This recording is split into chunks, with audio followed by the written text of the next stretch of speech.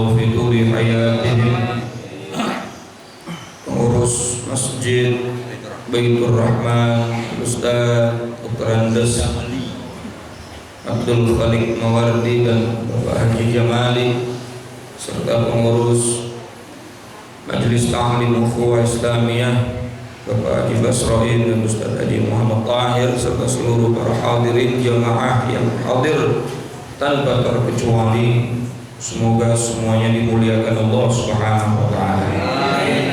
Tanpa berpanjang kalam, mari sama kita lanjutkan pembahasan pengajian kita dalam kitab Qamit Riyan di halaman 35. Betul. Namun sebelumnya kita baca surah Al-Fatihah dikhususkan kepada baginda Nabi Muhammad dan penyusun daripada kitab ini serta guru-guru kita agar kita mendapatkan manfaat dari apa yang kita pelajari di setiap majelis ta'lim. Al-Fatihah bil qabul wa ila hadratur Rasul ala hadhihi niyyah wa ala kulli niyyatin salihah wa ala man nawa salafun salih wa ila hadratin nabiyil mustafa sayyidina wa habibina syafi'ina karimina maulana Muhammadin sallallahu alaihi wasallam wa ala alihi wa sahbihi wa dhurriyyatihi wa ali baitil kiram. ونخص خاصة لحضرة مؤلف هذا الكتاب السيد الشيخ زين الدين بن علي المالباري الفناني السيد الشيخ نواوي بن عمر الجاوي وجميع مشايخنا وأستاذنا ومعلمينا بالدين الأحياء وميتهم أن الله يعلي درجاتهم في الجنة ويعيد علينا من بركاتهم وأسرارهم وأنوارهم وعلومهم ونفحاتهم في الدين والدنيا والآخرة وإلى حضرة النبي الفاتحة. أعوذ بالله من الشيطان الرجيم. بسم الله الرحمن الرحيم. الحمد لله رب العالمين الرحمن الرحيم مالك يوم الدين إياك نعبد وإياك نستعين اهدنا الصراط المستقيم صراط الذين أنعمت عليهم غير المغضوب عليهم ولا الضالين. Bismillahirrahmanirrahim. Qala al-musannif rahimahullah ta'ala wa nafa'na bi'ulumihi wa amadna bi asrarihi fid dharain amin. Wa qala an-nabiy sallallahu alaihi wasallam, Nabi sallallahu alaihi wasallam bersabda, qayyimuddini as-salatu, fondasi agama adalah salat, wa sanamul amali al-jihad, dan puncak amal adalah jihad, wa afdalu akhlaqil islami as-sumtu hatta yaslaman nas, dan akhlak orang Islam yang paling utama adalah diam sehingga orang lain merasa aman dari ucapannya. Hadirin ma'asyiral jamaah, ini hadis luar biasa. Kata Nabi, qayyimuddin, pondasi agama as-shalah adalah salat. Kita sering dengar bahwa salat itu adalah imamuddin, tiangnya. Di hadis yang lain ada kalimat qayyimuddin, sesuatu yang akan memperkokoh agama kita adalah salat. Bahkan di hadis yang pertama tadi Rasulullah lanjutkan, faman aqamaha faqad aqama ad-din, siapa orang yang mau mendirikan salat maka hakikatnya dia telah menegakkan nilai-nilai agama di dalam dirinya. Wa man tarakaha faqad hadama ad-din, sebaliknya orang yang ninggalin salat 5 waktu yang diwajibkan oleh Allah maka dia menghancurkan agamanya sendiri. Jadi kalau kita mau negakin agama dimulai dari memperbaiki apa? Salat. Nggak usah ngomong yang macem-macem dulu ketinggian. Kita ngomong A, B, C, D, subuh kagak bangun. Betul kan? Zuhur lewat, asarnya lewat, maghribnya kadang-kadang, ya, isyanya, ya Rabbana ya Karim. Apalagi ada sinetron Ikatan Cinta, ibu-ibu nonton dulu sampai kelar, nggak taunya bablas tidur lebih pagi. Gak bisa kita mengatakan agama kita ini baik sementara sholat kita ini rusak. Sering saya katakan di momen-momen maulid, termasuk semalam dari Tebet lanjut ke Bekasi, minal majlis ilal majlis wa ilal majlis. Ini belum ketemu bantal yang enak nih Pak nih. Kalau kita ingin membuktikan rasa cinta kita dengan Nabi Muhammad, diwajibkan harus menghidupkan sunnah-sunnahnya.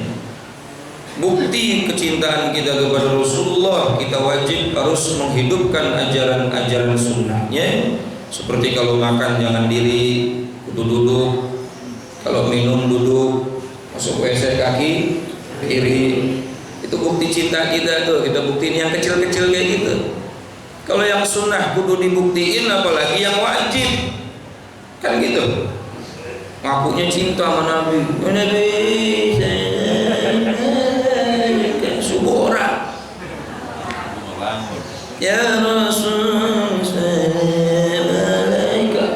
zuhur sampai jam 3 ngopi,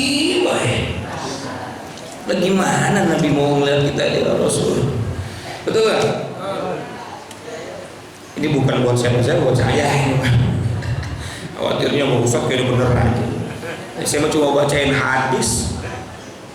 Ya memang ini agama kita itu bakal berdiri baik, bakal dikatakan benar, dan itu akan tegak di dalam nilai-nilai diri kita beragama. Yang pertama itu kita dirikan sholat dengan benar, jaga sholat kita. Sampai-sampai Rasulullah di akhir hayatnya, di akhir nafasnya, banyak riwayat mengatakan bukan cuma memanggil ummati, tetapi apa? As-shalah, as-shalah, as-shalah. Di umat saya gimana nih kalau saya udah kagak ada? Ya. Apalagi kalimat sholat itu kan semuanya aqimus sholat. Bukan af'alus sholat, bukan kerjain sholat, tapi dirikanlah sholat. Sholat itu nggak bakal dikatakan berdiri, nggak bakal dikatakan aqimu kalau nggak syaratnya dikerjain, rukunnya dilaksanakan. Mulai dari rukun fi'liyah, qalbiyah, qauliyah. Belum lagi syarat-syarat sholat, rukun-rukun sholat sebelum sholatnya. Ada mandi hadas besarnya, ada mandi junubnya, mandi haidnya, lalu ada wuduknya, lalu di situ ada juga syarat-syaratnya. Harus bersih dari najis pakaian badan dan tempatnya. Kita udah nyuci baju dengan benar apa belum nih? Kadang-kadang baju yang kena najis masuk semua ke mesin cuci, digiling semua. Yang penting cepat, rapih, beres, wangi. Padahal nyuci najis nggak kayak gitu. Yang namanya mencuci najis itu jarril ma, mengalirkan air ke tempat yang najis sehingga hilang rasanya, warnanya, baunya. Ini syarat nyuci najis. Contoh, sarung kita kecepretan air got, kotor apa najis? Udah najis kotor lagi. Karena nggak semua yang kotor itu najis, dan nggak semua yang najis udah pasti kotor kalau najis. Ini kalau baju saya taruh di bawah nih, kotor nggak baju saya? Apalagi warna putih, cepet banget. Tapi najis apa enggak? Enggak, karena di bawah pasti bukan dari kotoran manusia, bukan dari kotoran hewan dan lain sebagainya. Mungkin hanya debu dan lain sebagainya. Itu hanya kotor, masuk mesin cuci, digiling, cakep dah. Tapi kalau najis, wajib tuh dialirin air. Ini contoh sarung, alirin airnya sampai dia mengalir. Gak harus pakai sabun juga nggak apa-apa, asal hilang 3 zat tadi, warna, rasa, dan baunya. Ini kadang-kadang kita ambil simpel praktis, semua masuk mesin cuci. Ya daleman masuk, BH masuk, BH lagi, segala macam masuk. Yang suci masuk, yang najis masuk. Apalagi yang sekarang lebih simpel lagi, malas nyuci, udah masukin aja laundry, gabung lagi sama kotoran-kotoran orang-orang lain, dipakai tuh, habis itu terus dipakai sholat. Allahu Akbar. Padahal syaratnya secara fikih saja harus bersih dari najis, badannya harus bersih dari najis, pakaiannya harus bersih dari najis, tempatnya juga harus bersih dari najis. Ini syaratnya. Itu baru kata fikih. Kalau kata tasawuf beda lagi. Bukan cuma bersih dari najis, tapi wa ayyakuna ma'kulahu wa malbusahu wa musallahu halalan. Terbukti harus makanannya sebelum dia sholat, pakaiannya yang dipakai saat sholat, wa musallahu, dan tempat sholatnya, semuanya harus terbukti dari barang yang halal. Baju jangan Spanyol, Sporonyolo. Rumah juga kudu bener-bener hak kita. Kenapa masjid harus wakaf? Supaya orang yang sholat di sini semuanya nggak punya beban minta izin dulu, karena milik betul nggak? Coba bayangin kalau masjid ini nggak wakaf, masjid Pak Kumet atau masjidnya Ustadz Hamid gitu, ya orang yang mau sholat harus izin saya dulu. Ribet apa enggak? Kalau nggak izin berarti nggak dapat izin dari yang punya, maka dia nggak sah sholatnya. Makanya masjid kudu apa? Musola kudu wakaf biar yang sholatnya sah, karena tempatnya harus halal. Saya tiba-tiba pengen sholat di terasnya bapaknya lagi nggak ada, rumahnya lagi kosong, tiba-tiba saya sholat di teras bapak, saya nggak sah sholatnya Pak, karena tuh teras bukan punya saya, sementara saya belum dapat izin. Ya Allah, ini apalagi tanahnya bukan tanah kita, rumah kita bukan tanah kita, kita main ambil aja, lalu kita sholat di situ, betul. Kemudian airnya lagi yang dipakai buat wudu kudu halal. Kadang-kadang air ngambil juga tuh di bawah pipanya ada yang namanya saluran siluman. Dari pipa ke nyala, di bawahnya nyala terus, dipakai wudu, dipakai mandi junub. dipakai buat nyuci. Coba. Makanya aqimus sholah ini panjang. Kalau kita nggak ngaji, kita nggak tahu syarat sahnya, maka sholat itu nggak bakalan diterima oleh Allah. Dulu Rasulullah SAW pernah negor iblis. Lu kenapa kagak masuk masjid? Biasanya lu senang masuk masjid, gangguin orang sholat. Apa kata iblis? Di depan pintu masjid ada orang alim lagi tidur, saya lebih takut sama dia daripada sama yang sholat. Lah kenapa? Yang sholat orang bodoh, gampang saya rayu, gampang saya bujuk. Sementara yang tidur orang alim, saya lebih takut sama dia. Sampai ada kalimat para ulama mengatakan, naumul alim afdalu min ibadatil jahil. Tidurnya orang alim lebih afdal, lebih utama, lebih baik daripada ibadahnya orang bodoh. Orang alim mau tidur wudhu dulu, dia tahu nih tempatnya halal apa enggak. Dia miring ke kanan, ngikutin sunnah Nabi, dia baca bacaan dan lain sebagainya. Tapi orang bodoh sholat, Allahu Akbar, Assalamualaikum,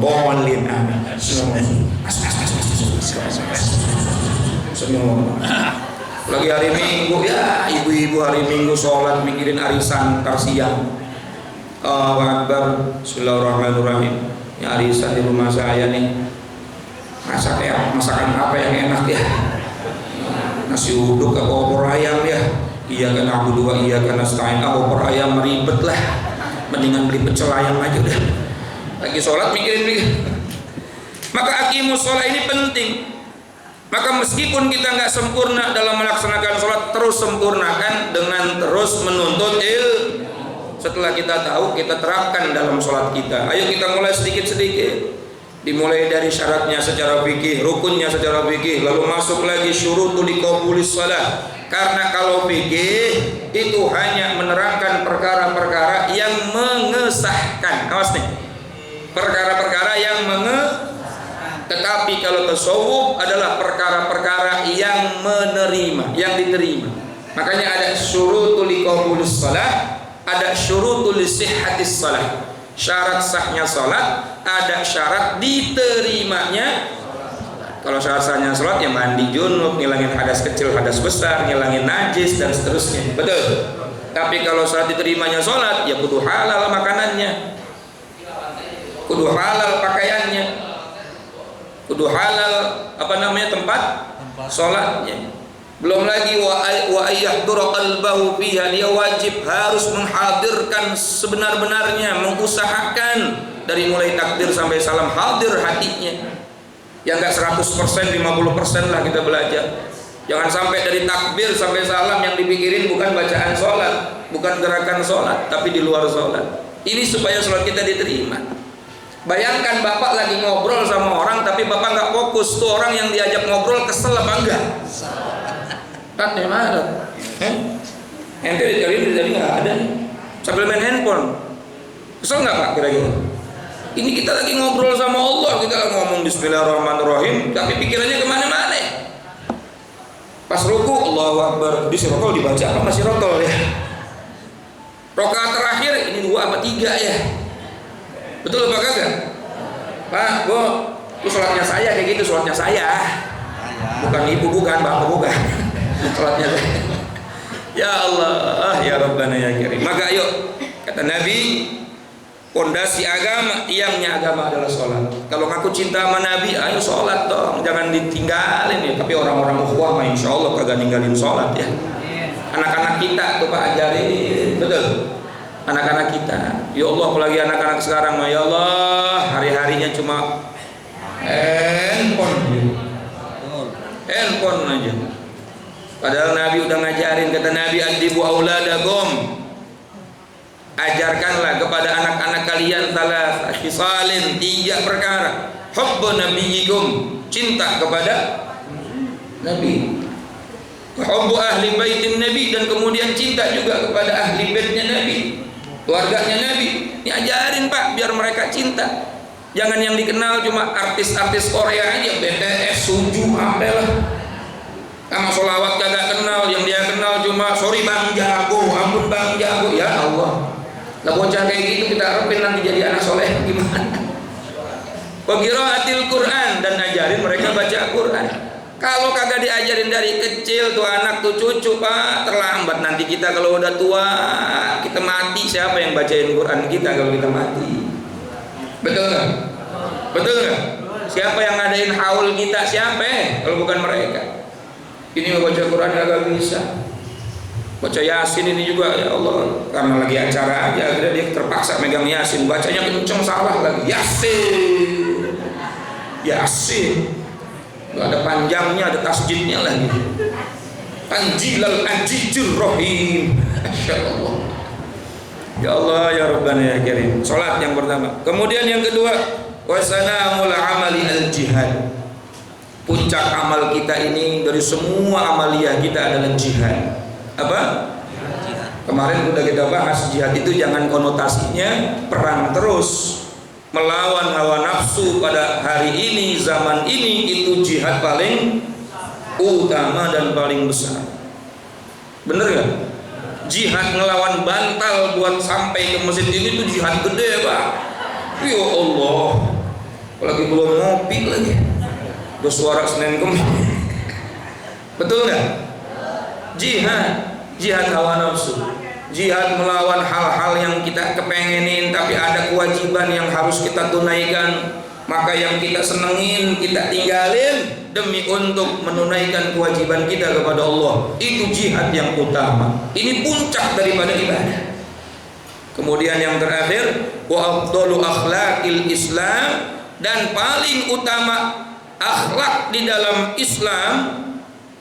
Nih, kalau kita pengen berakhlak, kata Nabi, akhlak paling utama di dalam Islam as-sumtu, diem. Langsung diem semua ibu-ibu. Maksudnya diem apa? Hatta yaslaman nas, sampai orang muslim lainnya, orang di sekitar kita ngerasa aman dari mulut kita. Itu akhlak tuh. Jangan ngomong asal jeblak aja. Tem, lu mau kemana tem? Tentang orangnya setengah putih setengah hitam. Lu bau ketek amat sih ngaji. Ya Allah, mulut dijaga, mulut. Lagi orang istri ngomong sama suami kayak begitu, nauzubillah min zalik, ya Allah. Nah, jadi kata Nabi, akhlak paling afdol di dalam agama Islam ini, sebelum kita ngomongin akhlak yang macam-macam, Pak, adalah diam sampai orang lain merasa aman dari ucapan kita. Di hadis yang lain Nabi pernah bersabda, al-muslim man salimal muslim min lisanih wa yadih. Orang Islam itu adalah orang Islam yang bisa nyelamatin orang Islam lainnya dari mulutnya dan dari perbuatannya. Dikatakan orang Islam, kata Nabi, kalau dia bisa membuat orang Islam lain, sesama kita di sekitar kita, merasa aman dan nyaman dengan ucapan kita, dan perbuatan kita tidak merugikan mereka, itu baru dikatakan siapa? Al-muslim, orang Islam. Tapi kalau kita ngomong nyakitin, kalau kita berbuat ngerugiin, ya Allah, jauh kangeh amat kita ini, maaf Rasulullah. Betul apa kagak? Jadi kalau kita ingin mendapatkan cinta Nabi, ayo buktiin. Kata Nabi, akhlak paling utama, akhlak paling besar di dalam diri seorang muslim adalah diam sampai orang lain merasa aman dari ucapannya. Saya mengamalkan hadis ini, maka saya nggak banyak bicara supaya orang-orang yang hadir aman dari ucapan saya. Mudah-mudahan bermanfaat. Kurang lebihnya mohon maaf.